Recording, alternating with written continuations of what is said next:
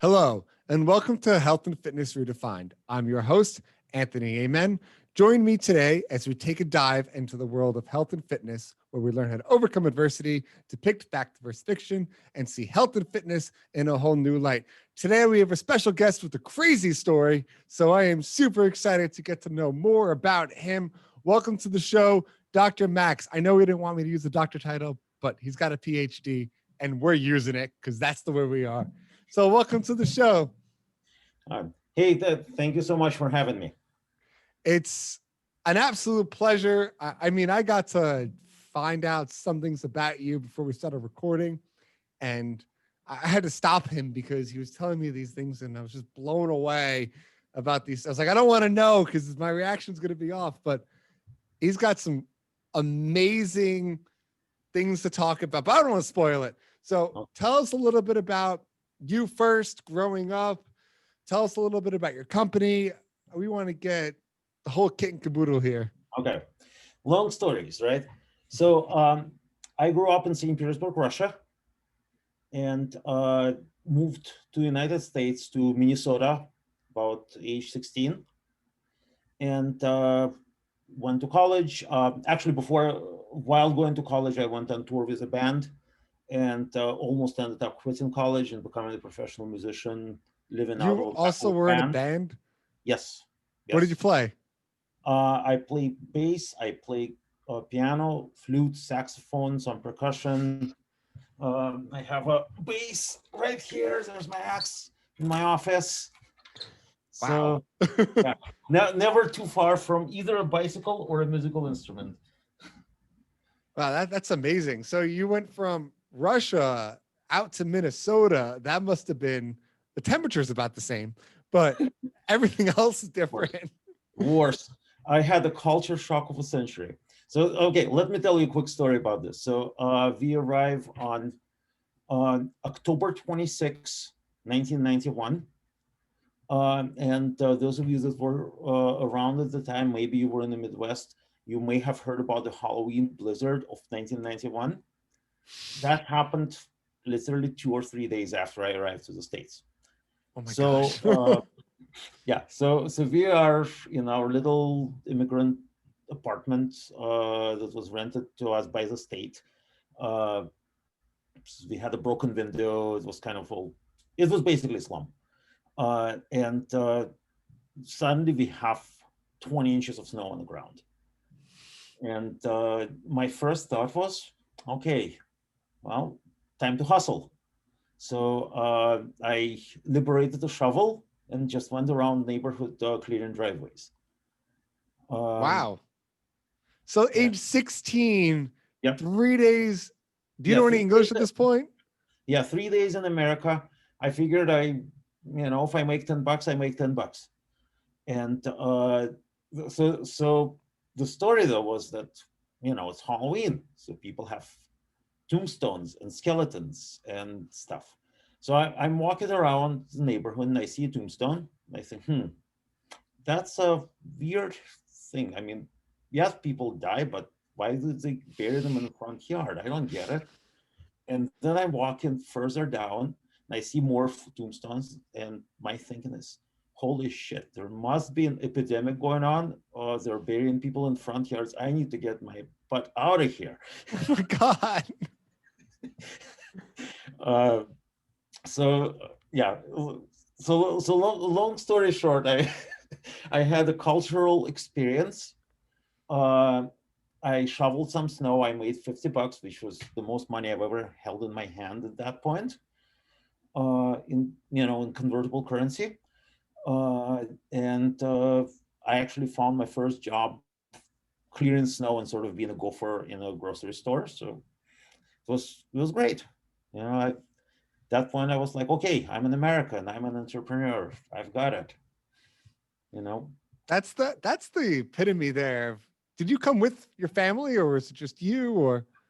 So we had an entire giant family. We had 14 people on that plane, Wow. all coming together at the same time.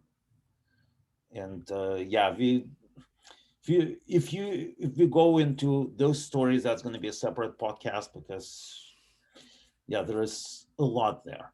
Um, I'm sure. uh, yeah, if you ask any immigrant about their immigration stories, you will get an earful. You should have a stiff drink because you're going to need it. We had one a couple episodes ago with a guy came from Ukraine, so very similar. And it's just mind boggling. Like people, I don't think people appreciate unless you immigrate from a country how hard it is to switch a culture. You're not just moving to a different state, you're moving to a different country where you're seeing all new things. You have to learn a totally different new language. That must have been tough. Yeah. So it was easy for me, I think, because I was 16 and it was a grand adventure. And but I'm thinking about my father, and my dad was 46, so I'm 45 right now. So I'm in the same age that my dad was when we did this, and we are all pretty dead set in our ways by the time we're in our 40s, and the amount of soul searching and the amount of um, decision decision making that had to go into this whole thing uh, at the age of 40 something is that's incredible. I'm thinking about how hard that decision must have been to do this. I mean, it could have been a midlife crisis. I don't know.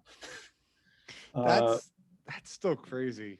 yeah, And so you get here, you're 16, you're shoveling snow, and then I want to know how we get from that point to I don't know if we even mentioned that you have your own business with a whole yeah, new.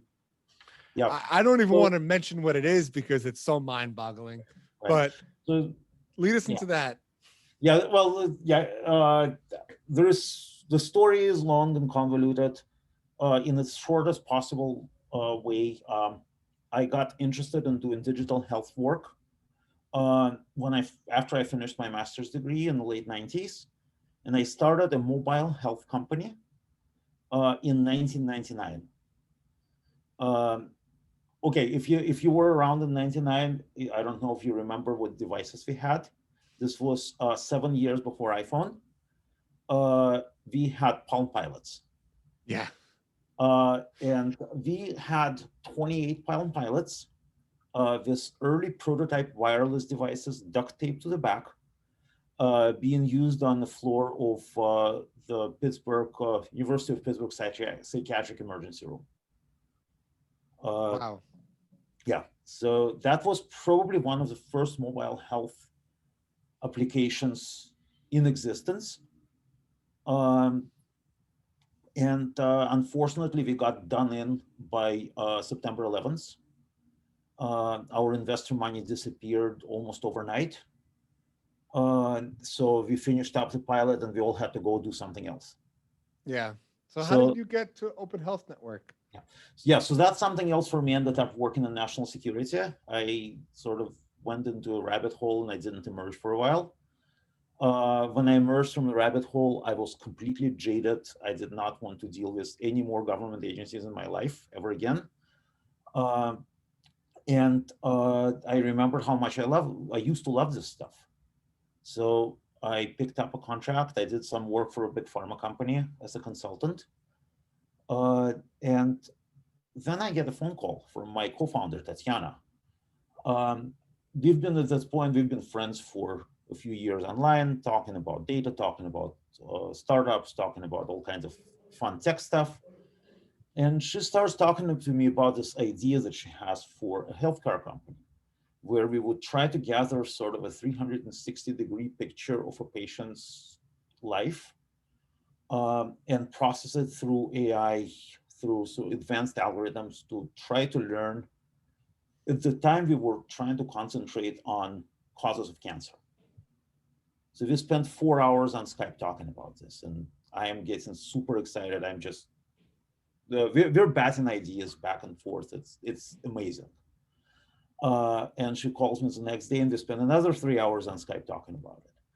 Uh, and then she says, "You know what? I need to tell you something very important." Like, okay, what? Uh, I'm already married. Don't ask. But no. So it turns out that she was about to go into a cancer surgery, Oh wow. and So this whole idea came to her as she was going through the tests before having surgery. And so the next thing she does is she sends me a Google Doc and says, if I die on the operating table, this is the food I want served at my funeral. And I'm like, okay, you're not going to die. This is not going to happen. So a week after she comes out of surgery, she's out of the hospital. She decides to not take any painkillers. I fly up to California. We spend a week talking, writing, working on this, and I quit my job. And that was the start of our company. So you start this, that's a crazy story. Her herself, she had cancer, and this is kind of a constant care concept you guys have, trying to encompass somebody's whole lifestyle into what they're doing. And I think this plays a big role in what we're doing here, where that's what health and fitness is in my eyes. It's constant care, where you should talk more about preventative and how we got here instead of now I'm here, how do we fix it?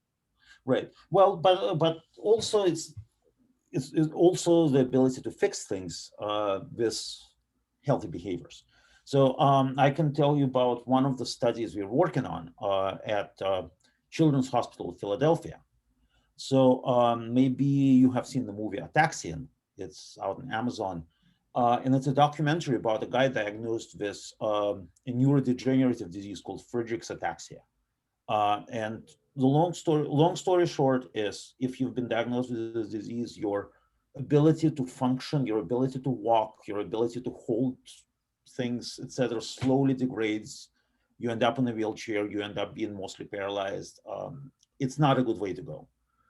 And it's a very slow going disease. So takes decades of basically slow regression, and pretty awful.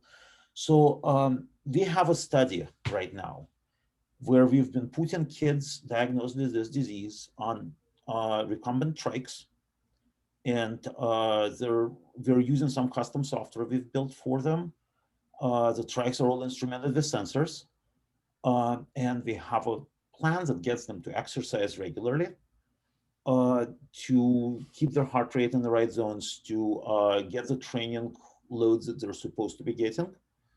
I cannot, I'm blinded from the actual data, so I don't know if on the actual measurements, like the measurements of VO2 max, the exercise capacity, the FTP tests, if I don't know if they're getting better, but I know that the kids tell me they're getting better. And they want their exercise. They've become addicted to exercise. They want their fix. So we once had some infrastructure outage. They were calling me. They were texting me.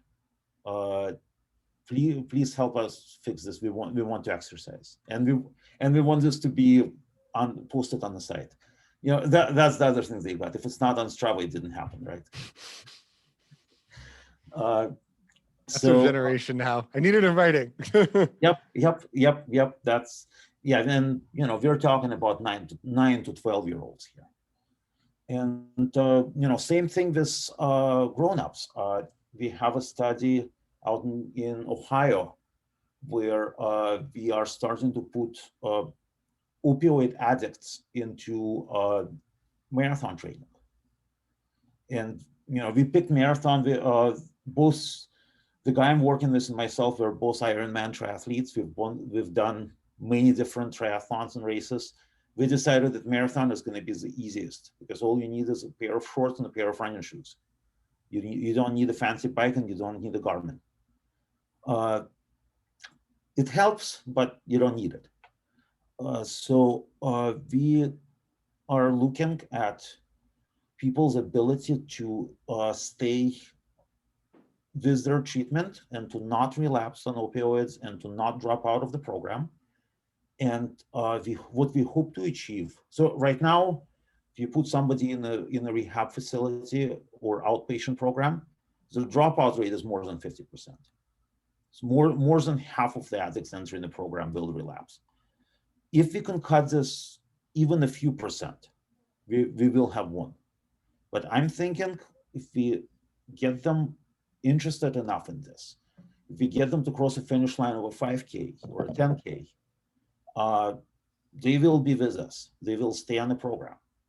And yeah, we're going to recruit up to 100 patients with this. And I said I will run 100 marathons. I will run a marathon with every one of them, if that's what it takes. I want to talk about that specifically, the Yeah. opioid addiction part. Personally, I know a lot of addicts, they get hooked on the high of how they feel, where you're taking the opioids, and whether it's put a big release of oxytocin in your brain where you just want the relaxed feel, or it's a hiding of anxiety, or whatever is causing that triggered addiction. I see it a lot. And I was kind of talking to you pre-show about it, where they become addicted to the gym because exercise gives you very similar reactions neurochemically wise, Right. where you start getting that high feeling just from working out. And what I've noticed is these people they take their addiction, and instead of just trying to get rid of it, they push it somewhere else. And that's why I think they really succeed, because you can't truly cure addiction in my eyes. I don't think it's possible, or at least it's extremely difficult. But if you can take that addiction and turn it to something healthier, you're helping them. And I think that's the most important part of it, is absolutely bettering these people. Right. So one of the things that happens with this opioid addiction is opioids, they start by helping you deal with stress. That's the good side of the opioids. That's what makes it feel good. Well, medically speaking, what happens is your cortisol response is depressed. So cortisol is your stress hormone. You become immune to stress. You can handle what life is throwing at you when you are on that drug. The problem is your brain also learns to ignore this signal. So your brain adapts to the fact that you have a lot less stress hormones in your body. When you go off of opioids,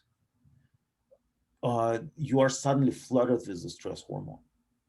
And that starts causing all kinds of effects, fight or flight responses. It's a really bad part of opioid withdrawal. So both objectively and subjectively, it's something you can detect in the blood test.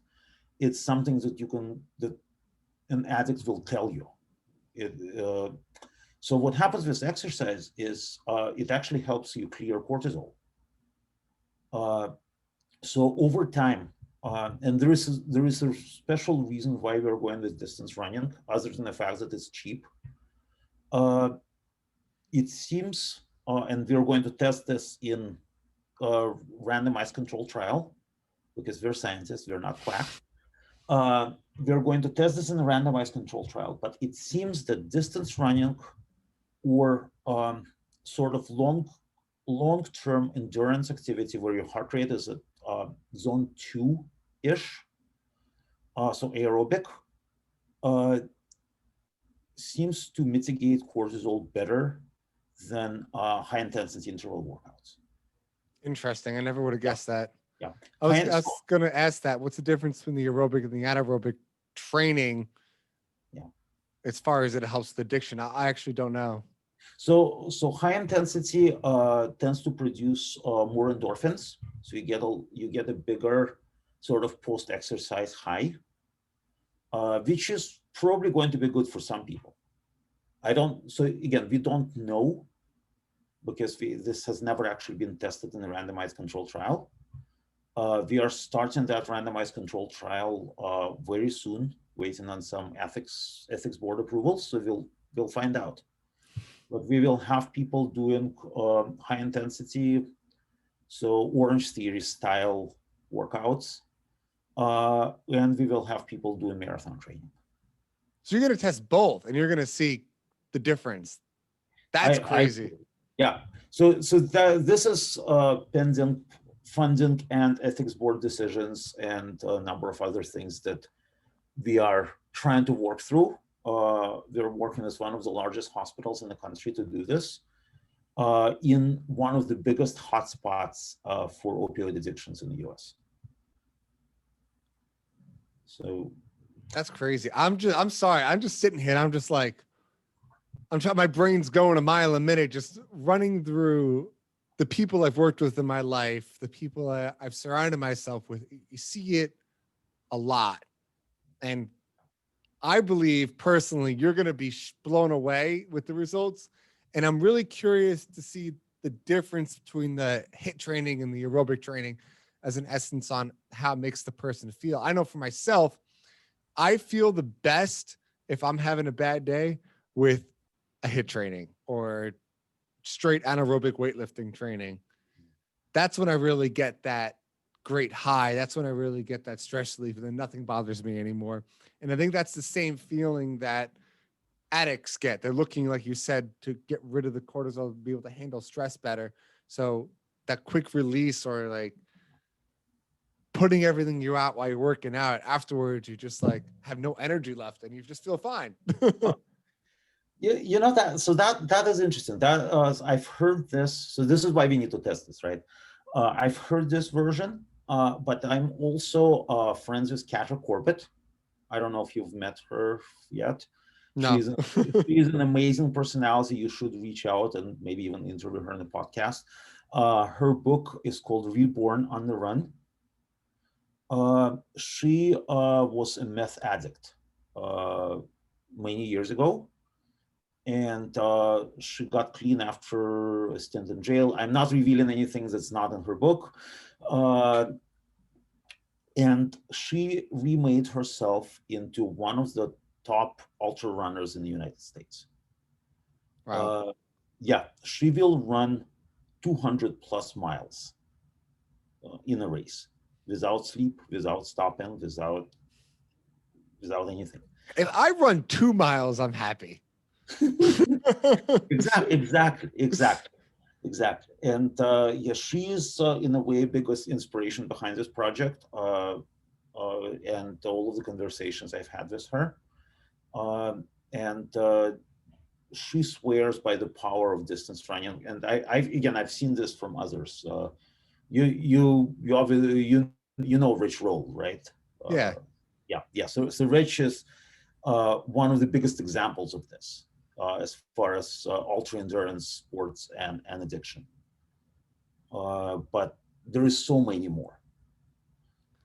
That's awesome. I want you to take us back. I know you mentioned it a little briefly, but kind of elaborate more on yourself, because I know originally, before we went totally into the opioid addiction, but I want to bring it back to you. You came back here, you're doing this, and you said you've run a bunch of marathons already. You've done triathlons. What I know you were telling me a couple of years ago, you didn't have that spark. So what happened for you yourself? Right. So what happened is I spent most of my time in college majoring in eating pizza. Pizza's delicious. Which is delicious. Then I went to graduate school and I ate other things and sat around programming computers. And then I got a job where I was again sitting around and eating. And I was starting to, by my late 30s, I was starting to push about 300 pounds. Wow. And at the same time, I was kind of depressed. And I was drinking more than 1 or 2 drinks a day, which technically might even qualify me as alcoholic, although I never felt drunk because two drinks for a 300-pound body is not that much, but it was getting to the point where it's like, okay, I now know why guys in their late 30s and 40s start having blood pressure issues and liver trouble, and why their A1C is a little too high, and the doctors tell them to come down. So I was experiencing all of this. I was avoiding going to physicals because I knew exactly what the doctor was going to tell me, and I did not want to hear it. And then on my 40th birthday, so this is literally on my 40th birthday. Uh, and at that point, my dad had cancer. He and I, we had the same birthday. I'm turning 40, he's turning 70. And I we kind of all knew that he would probably not last a year to the next birthday. So this is probably our last birthday together because of the way his cancer is. And sort of all of this hits me like a pile of bricks. I get savagely drunk to the point where, though I remember puking off the rooftop, but that's about it.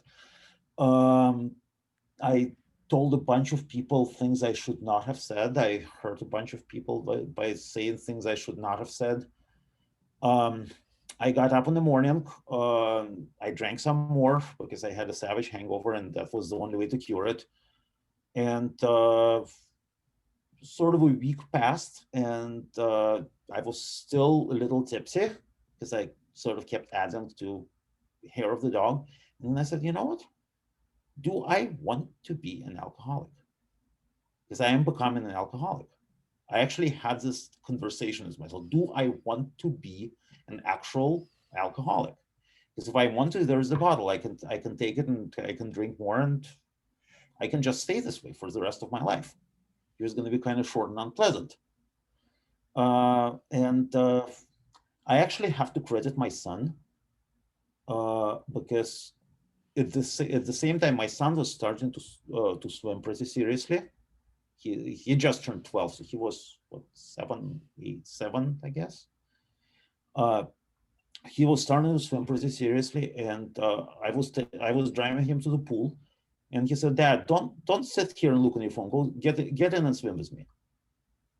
So I got in and I swam with him, and I swam 400 yards in an hour. I was completely winded. I could not complete 500 yards in an hour. But the next day I went back and I swam again, and the next day I went back and I swam again, and I just started swimming. Every time my son was swimming, I was swimming. It's Uh, awesome. and yeah, so 6 months later, I counted my laps and I swam a mile. Like, okay, interesting. Wondering what else I can do. So I started riding the bike to my office. And that was interesting. That resulted in a few adventures because it was 17 miles one way, and that was not easy in my transition back then. And then, so there is several people I need to credit. And so the next, I met my guardian angel. I have no idea who he is. He is anonymous. He is a random dude in my office gym with an Iron Man tattoo on his calf. Uh, and I was showering after biking to the office, and he said, "Hey, you should sign up for a triathlon. You already swim and you already bike. You just need to walk a 5K." Like, dude, I have not been in an athletic event since middle school. What are you talking about? Oh, you're gonna love it. And then he pulls out his laptop and he signs me up for a triathlon and he pays for me. That's the way to do it right there. I was waiting for that one. Exactly. I do that to people all the time. Oh, signed us up. Too bad. Yeah. He paid forward, and he made me post on social media everywhere that I signed up for a triathlon and I'm going to change my lifestyle and I'm going to become an athlete. And and then I have to do it. Of course. So yeah. So that was the start. And 6 months later, speaking of using sports to sort of deal with emotions, my dad was in hospice. I was basically his hospice nurse because I was the only one strong enough to lift him. Uh, I had to deal with all of that, and of course, the emotions are just flooding me. And for an hour a day, I had a reprieve when an actual nurse would come in, and I would just run to the gym. And I could have gone to the bar because drown my sorrows, drown my grief, trying to drown what's going on in my life. And I would go to the gym or to the pool and just crank out I either ran or swam. I didn't have any other gear. And I just kept doing it. And I do an hour and I come out and say, okay, I think I can deal with another day. And just using that to crank out through the emotions. The day after his funeral, I told my moms I'm going to go for a run, and I didn't take my headphones. Just went. Turns out that I ran a half marathon. I want you to put this connection together, and I'm sure you already have. You took alcohol, which could be considered an opioid in some sense of the word, a depressant, and turned that addiction, because you're the self-talk yourself, into exercise. And now you're doing a study on that because you're taking your own personal experience to help others. That's amazing. Absolutely. So fast forward 3 years. So I just, at that point, after I finished my first triathlon, I came to the finish line and I said, I want more. Give me more. So I doubled the distance next year. So I did an Olympic. Double the distance the year after, and that is the first time I won anything. So I went into I went into half Ironman. That was, I came in last. That's okay. I came in last a lot those years. But then right after the half Ironman, I went to do a short sprint race. And I just felt so good. I just wanted to push it out. And I came in third. There you go. And I'm like, what the fuck? Okay, I'm this, 40-something fat dude on a cheap ass bike, and I'm cranking it out. I'm like, okay, I think I want more.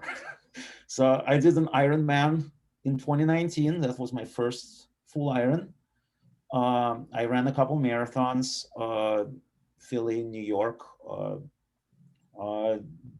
and then COVID happened. So the biggest thing I've done so far, though, I keep thinking about distances. Don't think about times so much. I think about distances. So the biggest thing I've done so far was cycling from DC to New York. Wow. And I decided to do it nonstop. I could not do it nonstop. I had to make a few stops. So that was hard. It was good. That's awesome. Yeah, Lincoln Memorial to the 9/11 Memorial. That's amazing. And I'm going to say this, you should be proud of yourself. Regardless of everything else you've done in your life, that is truly an inspirational story. And I just kind of want to start wrapping this up with you, but I want advice right now. So you have somebody they're sitting at home listening to this. They're, especially from the opioid side of it, maybe they're addicted to drugs, or maybe they're like you and they're having that self-talk about which route they should take. What kind of advice can you give someone like that to say, hey, let's go this direction towards exercising, towards a better life? How could you help that person if you put right in front of them right now? So first of all, if you are on quote unquote hard drugs, so opioids, heroin, meth, seek professional help now, because there are ways you can get off of those drugs with a lot less pain than going cold turkey. There is medications that can be prescribed. You can go into an outpatient program. There is no stigma. It happens. You don't need to be ashamed of yourself. Shit happens. Winston Churchill said, if you're going through hell, keep on going. There is no reason to stay in hell. Get the fuck out. You can. So the next thing I would say is you need to think about your, not so much about physical transformation as emotional. And what helped me there is cognitive behavioral therapy. You can do it with a practitioner. You can do it by yourself. You can read about it. I would suggest a book by it's an audiobook actually by Jason Satterfield out of UCSF. He's a good friend of mine. Currently, actually, the second best-selling psychology book on Amazon. So worth getting. And this technique it really teaches you how to think about thinking, how to change your self-talk, how to reframe your self-talk. It's not a self-help book. It's sort of halfway between a self-help book and a training manual for a practitioner, which is really interesting because it does not it's not patronizing. It's treating you as a future psychology professional, which you have to become to do. And once you start reframing those kind of things, once you start reframing your self-talk, your identity will start changing. That is the hardest part. So for me, my identity 5 years ago was I'm, an unhappy overweight dude that does interesting things at work, but doesn't really do anything for himself. My new identity is completely changed. My new identity requires certain amount of exercise and certain amount of self-awareness and certain amount of self-documentation. I use a diary I just type on my phone and try to understand what makes me think certain things and what changes my mind, what makes me react in certain ways. And that emotional change is, I would say that's probably bigger than the physical change, or harder than the physical changes, because you can't force anybody to have that. I can, you're a trainer. You can take an overweight dude off the street, force them into a boot camp, and they'll come out in much better shape physically in a few months. You cannot force somebody to change their mind. You have to change your mind yourself. And You have to change. It's true. The only person who can help you is you. Yep. That's something I've learned. That's something my listeners know all too well, and I really appreciate that. That's really sound advice. Thank you. And thank you for joining us on this week's episode of Health and Fitness Redefined. Don't forget, subscribe to our show and join us next week as we dive deeper into this ever-changing field. And remember, fitness is a journey, not a destination. Thanks so much for coming on, Dr. Max. Really appreciate you having on today. Thank you for having me.